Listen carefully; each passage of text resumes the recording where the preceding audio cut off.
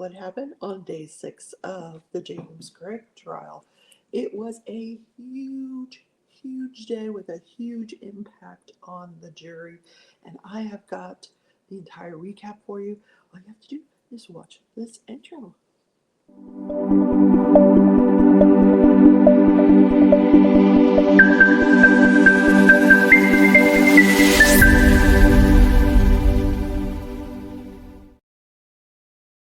Hi everybody, welcome back to the channel. I'm Rebecca, your host of Crafting and Crime Daily. I'm back at my son's house. Yes, the travels continue, and I had a ball game last night.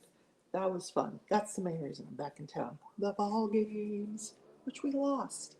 Anyway, huge day with James Craig. We heard from an ER doctor who is a medical fellow in toxicology. We heard from the medical examiner. She was back for her cross-examination. Apparently she couldn't make it first thing in the morning, so they started with another witness but got back to her for cross later on. Then we hear from the love interest. Yes, Karen Kane, Dr. Karen Kane, an orthodontist. Is that how you say it? Orthodontist. Yeah. And finally, so don't go anywhere, the cellmate that he enlisted to help him in his scheme to blame Angela for her own death. A lot to get to, right? So before we do, if you wouldn't mind hitting that, oh my God, my hair is like all over the place, hitting that thumbs up button and subscribe. Thank you.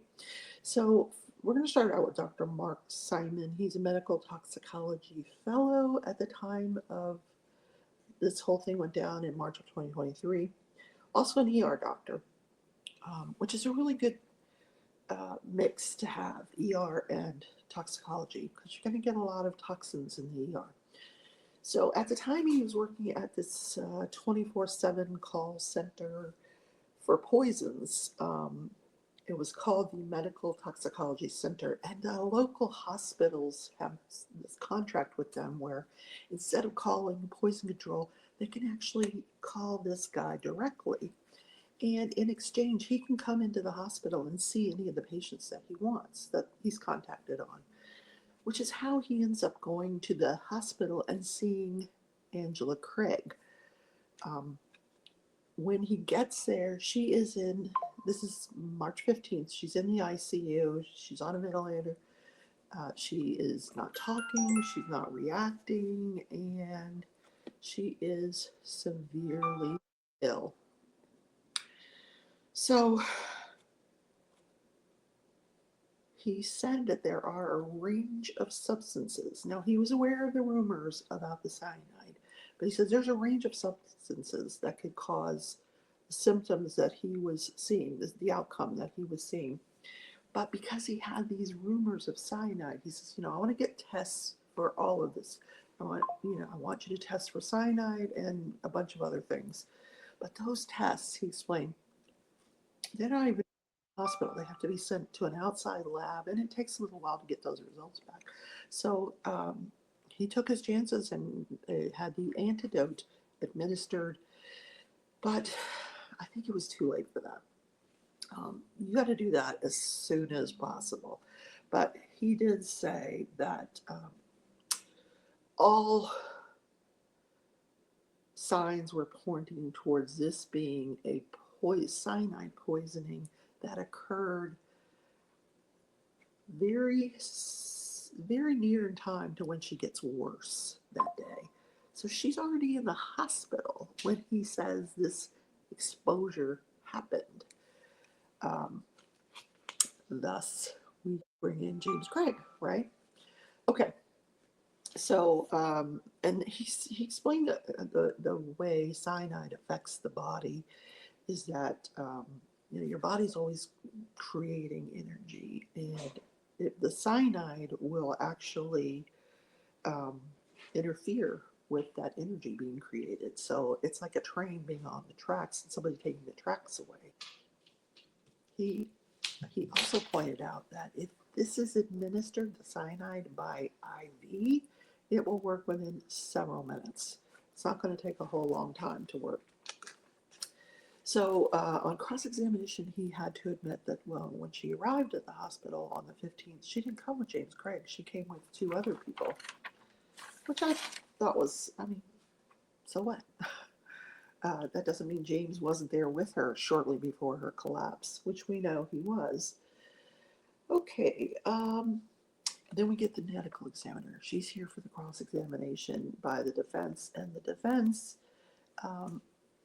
is asking her about the tetrahydrozoline, and is there any literature or studies to support the length of time this would take to kill someone? The tetrahydrozoline, is it lethal? She says, we there's not enough tests on adults. We have to extrapolate from literature that's on children. So that was her explanation for that. But she said, she may have been suicidal at some point, but not at the time of her death. She was not suicidal. So she explained that there was nothing between Angela Craig and James Craig in the text. Nothing about suicide, nothing about chemicals, none of that stuff. Then she was asked, have you ever had any cases, and this, I think this was a jury question, have you ever had any cases where there were cyanide and tetrahydrozoline poisoning? And she said she could recall 3, and yeah, only 3 in your long career. So then we had the physician, Natalie Held. She's a pulmonologist. She is the person that declared Angela Craig brain dead on March 18th, and she was removed from life support. But, she's brain dead on the 15th. But what's happening between the 15th and the 18th is they're harvesting her organs. She was an organ donor. So at least some good came out of all this. Anyway, the next person on the stand was a forensic chemist. Who knew? All these career possibilities. Forensic chemist. So he tested 4 things that were removed from the Craig home and given to him for testing, poison testing. A dark bottle, a clear bottle, a clear blender bottle that had a pink cap, that had this semi-solid substance on the bottom, which he tested. Now, the dark bottle had no poisoning in it. That semi-solid substance tested positive for tetrahydrozoline. And he did say that if you run something through the dishwasher, it will get rid of those chemicals, which could explain maybe the dark bottle was run through the dishwasher. Then he tested a small syringe and a large syringe, nothing in either one of them. I think James Craig got rid of all that. I don't think he would have used something and then let it lie around the house. Then on cross-examination, he admitted he's not in charge of the DNA or the fingerprints. He doesn't do any of that testing. He's just looking for the poison. Someone else would have done that. In this case, no one else did that. They didn't test those bottles or syringes for DNA or fingerprints. And another jury question, oleander. Did he find anything with oleander on it? And he says he didn't test for that. Now, we know that James Craig tried to order oleander, but I don't think that attempt was successful. I don't think he ended up getting it, which is probably why they didn't test for it. Now, the witness you've been waiting for, Karen Kane, the orthodontist from Marble Falls, Texas, going through a divorce of 30 years. Married to this man for 30 years. I didn't mean to make it sound like the divorce lasted 30 years. But the marriage lasted 30 years. Now she actually said that her divorce was final in January of 2024. She met James Craig at a continuing education conference in Las Vegas at the Bellagio Hotel. I'm so jealous. She had gone by herself. that they usually have continuing education that's separate, but this year they decided to combine the dentist and the orthodontist, and they all went to this conference, and this is where she met James Craig. She said she was really shy. She's not an extrovert. She didn't really wasn't comfortable going out for dinner by herself the day she got there. But there was this dinner that had been arranged as part of the conference where they would all get on a bus and go to an arena where they played NFL football and have dinner there. So she decided, okay, I'll go. And she gets in line. They're all lined up in the bus to get on the bus. And she's there with James Craig, who turns around and says, hey, do you think I need a jacket for this? Which sparked this conversation about their divorces. And she explained that, sometimes it's easier to talk to a stranger, someone you know, about these things. So they bonded over in line. They're not even on the bus.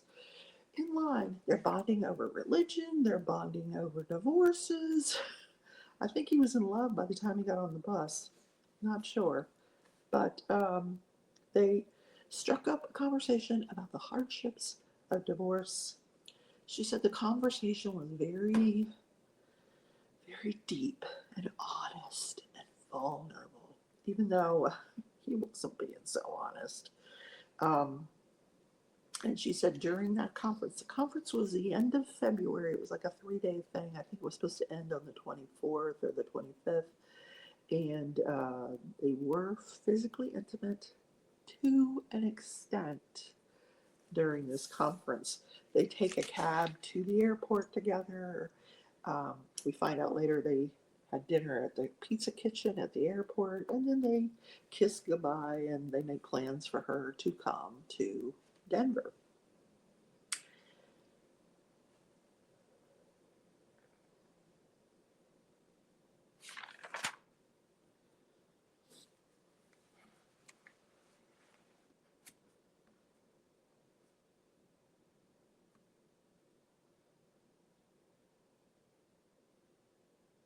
So I'm going to read you some of these text messages, some of these 4,000 text messages. So here's what happens. Like, she sees James Craig. She first decides she's going to come. She purchases tickets for March 8th through the 10th. But because now Angela's sick, she changes those tickets to the 16th through the 20th. And the plan was she was going to come stay at the apartment with him. He told her, I have an apartment. It's close to the house so that we can coordinate taking care of the kids. He didn't have no apartment. Anyway, she thinks she's coming to stay at this apartment. She moves her dates because Angela's ill, and she's going to be there on the 16th. So on the 16th, she shows up. She gets there. She sees him for the first time on the 17th. They go out for a very nice dinner that night. And then they go back to her hotel room. But on the way, after he picks her up, he shows, oh, there's my apartment building right there. That we can't go there because, Angela is brain dead and everybody's gathering for the funeral and all the relatives are staying there. So why don't you get a hotel room? So after they go out for this very nice dinner, they go back to the hotel room where they are physically intimate. Then on the 18th, the next day, they go over into Boulder. Now, think about what's going on in the background here. Angela Craig's organs are being harvested while he's having a very nice dinner with his new girlfriend. On the 18th, they go to Boulder and they have dinner there, and then they return back to her hotel room. Then on the 19th, she gets a knock on the door, and it's a detective saying, James Craig has been arrested for poisoning his wife. $10 million bond. And he wants to interview her. So she sits down to interview with him and hands over her cell phone. Over 4,000 text messages on that phone. And I'm going to read some of them to you. It's kind of boring. It's just, yeah, exactly. So she says to James in one of the texts, she thanked him for accepting her with all her complex needs. And he says, "You don't seem that complex to me. It seems to me that what you need is to emotionally connect, to be vulnerable, and to be loved where you are. If that's what you need, I will try to be the man for you." In another text, he says, "I feel a great need for repentance after the last 2 nights, but also for not being honest for you about how I really felt." Okay.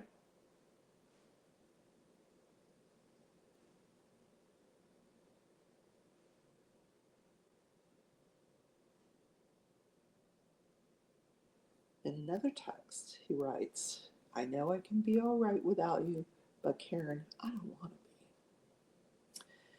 Then a subsequent text, "The problem is that I might be completely in love with you after 3 days, and that's nuts." It is, but we're just going to keep going. She didn't respond to that, by the way. She just, she said, that's what she's looking for. That was her response. She's like, "Oh, I love you too." Because she had to think about that. Um, in another exchange on February 26th, they hadn't really known each other a week. Um, they're talking to each other about her coming to Colorado. And he says, "Do me a favor and don't book the ticket just yet. I'm deep into you at this point. I'm so deep into you at this point that if you were here, I might not be able to hold the boundary we agreed to." And she testified she was willing to come as soon as she could. Then on February 27th at 5 a.m., he says, "Unfortunately, I've put off writing the list of attributes that endear you to me for long, that I'm afraid it's too late to do this now. The list of attributes has become practically endless. Nevertheless, I'll try." An hour later, he says, "So many things I can't write now because I'm trying to get through this day without being too turned on the whole time." He hasn't even known this woman a week, and he has a lengthy list of attributes. It, I feel like they were just constantly on the phone, talking or typing or texting. Same day, February 27th, not even a week after they've met. "Karen, I hope you know that I love you. Um, Not because of your brain or your beauty or your humility." And then he says something in Spanish, which means "dream of me, um, my eternal love, and may heaven let us bloom together forever." Whoa, it's only 2 words. "Sueña conmigo, dream of me, my eternal love, and may heaven let us bloom together forever." He can wax poetic. He could just sit in jail and write books, as far as I'm concerned. He's a pretty good writer. Fiction. Yeah. Karen testified that those texts made her feel really good, and she thought the relationship was going and her heart were going in the right direction. I mean, what would you think if somebody wrote this? This is how catfishing started, honey. Okay. Also, there's this thing called red flags. Red flags. We're going to talk about one. It's coming up here. All right. Then on the 28th, James Craig complained he's upset because he's been fighting with Angela all afternoon after she discovered that he paid for a meal for 2 people at the California Pizza Kitchen at the Vegas airport. Now, Kane is thinking, wait a minute, why would she be so upset? You're getting a divorce. So, like, the flag went off, but she just kind of ignored it. All right. Then later on, he says, "I don't really know what to say except that I love you and I want you. I'm not really sure how to handle the situation with Ange right now. It just sucks to fight." And then another message, all this is on the 27th. "I love you too. Thank you for being supportive. I'm glad she's leaving town tomorrow, so we don't have to interact for a while. Maybe she will decide to stay gone for a long time. It would make my life easier. See, she was supposed to go, or she went to visit her sister. She was going to a genealogy conference and visit her sister, and she did go, and she returned on March 4th or 5th, and then she got just getting sick on the 6th. So, more text. I sat on the edge of the bed and she did not make eye contact. I said to her, I really do want to divorce you. Now here's another red flag, sweetheart. He's not in his apartment. He's sitting on the edge of saying, I really do want a divorce from you.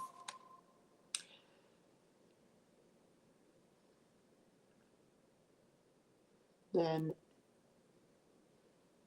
Cain says to him, I guess I just need more dialogue here to understand. It sounds heartbreaking, but I don't know really much about y'all's relationship. I would love to open this conversation more when we're together. For now, I'm glad you got the peace you needed, and I hope she does too. Um, yeah, very weird. Okay, here's the interesting thing. March 6th, the first time that Angela gets sick, he tells her the doctors couldn't find anything wrong. MRI was clean and just super frustrated, not feeling any better. She still thinks I did this to her, like there was a drug panel done and it came back negative. What more do you want? He wrote to Cain. I do not want to be in a relationship where that's the default position. Just for the record, I will never drug you. I mean, if that was ever something you were worried about. If a guy said that to me, I'd be like, I'd be texting my girlfriends, emergency, emergency, get me out of here. I'll be dialing Uber. No, done, done. What do you mean? What? You would, red flag, red flag. Oh my God. And these texts just, they continue on and on and on. I'm not going to read the rest of it. But the jury got a flavor for what's going on between these two. So after he's arrested, she gets a couple letters, which she burns. Now, she really wasn't supposed to do that. That's evidence. But she was so pissed. She burned them. And then after that, she started turning them over to the police. Some of those letters were read. He's still, confessing his love towards her. He still loves her. He's sorry that for the lies. He could explain the whole apartment. Yes, that was a lie, but he felt cornered, and he had to come up with something. Um, she just wanted to end. She's like, I don't want anything to do with this guy. Yeah. And then the defense, for some odd reason, says to her, when you guys were in Vegas, when you met him, and you're starting to have this intimacy, he was with a prostitute. Now, why they would even bring that up, how does that help their case? I have no idea how that helps the case. Then there was the last witness, Casey Bohannon. He was in jail for a misdemeanor. Now, when you're on trial, you're in jail. You're in with all these other, nobody's been convicted. It could be a misdemeanor, it could be felony, whatever. You're just there until you get convicted. Then you go to prison. So he's in jail. Here's got a guy with a misdemeanor who's his cellmate. And he's asking him, can you do me a favor? He said he had told him that his wife had passed away by suicide, by poisoning herself, and that he was being blamed for it. So he wanted to enlist this guy, free dental care. I'll give you free dental care. Like, that's a huge thing. Free dental care. He was going to rewrite her journal. She liked to journal. He was going to rewrite it, give it to this guy, and have him put it. He gave the guy a map of his house with where all the cameras were, where what was the layout of the house. He said either get it into the home, a garage, or leave it in a truck, but you need to get it there. This guy says he thought about it, and then he tore it up and flushed it down the toilet. He didn't want nothing to do with it. He thought, I need to tell somebody about this. And that's why he was sitting on the witness stand. on Wednesday. Now, I missed an episode yesterday, so this is what you missed from, oh my God, what day is it? Tuesday's testimony. There was testimony yesterday, along with a Brian Kohlberger sentencing, which I want to talk to you guys about. It was gut wrenching. A lot of crazy things were said, and I do want to get into that with you guys. But I'm going to end the video for today. You're not going to miss a thing. I did skip a day, but I just told you everything that occurred on that day. Tomorrow, I'm just a day behind, but you're going to get caught up on the weekend. And I will see you guys in the next video. Bye.